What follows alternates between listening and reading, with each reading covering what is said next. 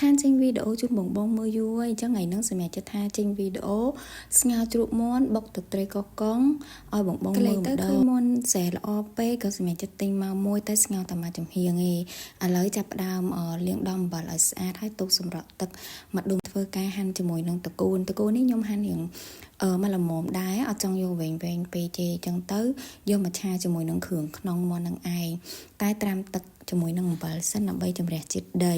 គ្រឿងក្នុងនេះខ្ញុំយកមកហាន់រៀងទូស្តាំងល្មមទៅហើយខ្ទឹមវិញគឺខ្ញុំច្រាំស្រាច់ហ្មង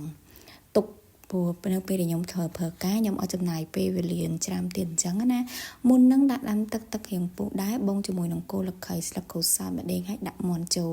ស្ងោជ្រូកបើចង់ឲ្យឆ្ងាញ់បងមើលតែវីដេអូខ្ញុំហើយអាចធ្វើតាមបានណាតានីដឹងថាឆ្ងាញ់ហើយមានជាតិហ្មង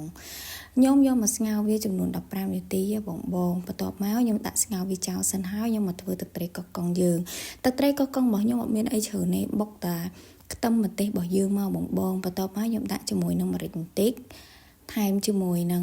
ម្ទេសហុយបន្តិចមកហើយដាក់ជាមួយនឹងស្ករក្រហមរបស់យើងដាក់តែបន្តិចបានទេបងចង់ផ្អែមដាក់ជាងនឹងក៏បានហើយទឹកត្រីខ្ញុំដាក់ចំនួន2ស្លាបបាយបន្ទាប់មកខ្ញុំធ្វើការកូរវាឲ្យស្ករក្រហមជាមួយនឹងគ្រឿងក្រៅរបស់យើងនឹងឲ្យវាម៉ត់ចូលគ្នាសិនណាខ្ញុំដាក់ជាមួយនឹងក្រូចឆ្មាចំនួន1គ្រាប់ប៉ុន្តែបងចូលចិត្តរៀងជូរជាងហ្នឹងបងអាចដាក់លើសនឹងក៏បានដែរបន្ទាប់មកខ្ញុំប្រើជាមួយនឹងក្រូចឆ្មាមួយហើយគឺខ្ញុំប្រើជាមួយនឹងទឹកស្ងោរមាន់ណាបងខ្ញុំប្រើជាមួយនឹងទឹកស្ងោរមាន់ដាក់ចូលក្នុងនោះទៅដើម្បីឲ្យវាមានជាតិហើយពេលញ៉ាំទៅគឺវាឈ្ងុយហ្មងបន្ទាប់មកខ្ញុំធ្វើការកូរវាច្របល់ឲ្យវាចូលគ្នាហើយឥឡូវទឹកត្រីកកុងរបស់យើងទុកបន្លែសិនមកដោយសារតែហ្នឹងវិធីងាយស្រួលធ្វើទេ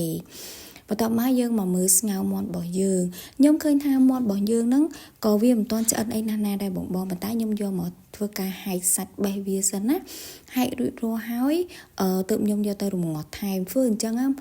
ឆ្ងាញ់ខ្លាំងមែនតើបងវិធីស្ងោរមាន់ណាបើសិនជាយើងទិញមាន់យកមកកាត់ស្ងោរហ្មងគឺអត់ឆ្ងាញ់ហើយអត់មានជាតិទេអញ្ចឹងខ្ញុំបានហែកមាន់រួចរាល់ហើយហ្នឹងក៏ខ្ញុំយកទៅដាក់រំងាស់វិញប្រហែលជា15នាទីបន្ថែមអញ្ចឹងណាបងឥឡូវខ្ញុំរំងាស់ទុកចោលហើយខ្ញុំមកធ្វើការឆាគ្រឿងក្នុងមាន់របស់យើងវិញម្ដងបន្ទាប់មកខ្ញុំដាក់ខ្ទឹមវាឲ្យរៀងពណ៌វារៀងក្រហមបន្តិចណាបងបន្ទាប់មកខ្ញុំដាក់គ្រឿងក្នុងចូលគ្រឿងក្នុងនេះខ្ញុំលាងដោះអំបិលឲ្យស្អាតហ្មងពេលញ៉ាំទៅអត់ធំក្លិននេះខ្ញុំដាក់រ៉ូឌីតិចទៅស្ករសតិចប៊ីចេងតិចទៅហើយបន្ថែមជាមួយនឹងទឹកប្រេងខ្យងមកស្ព្រាមកបានហើយកូរវឹបបន្ថែមទឹកបន្តិចមកហើយបន្ទាប់មកខ្ញុំឃើញថារៀងឆ្អិនដែរក៏បន្ថែមជាមួយនឹងម្ទេសមកហើយបន្ទាប់មកដាក់តកូនមុខម្ហូបខ្ញុំឆ្អិនហើយបងមើលតំណងបងចូលចិត្តនឹងវីដេអូនេះកុំភ្លេចជួយ follow ម្នាក់មួយផងណាដើម្បីមើលវីដេអូពេលក្រោយទៀត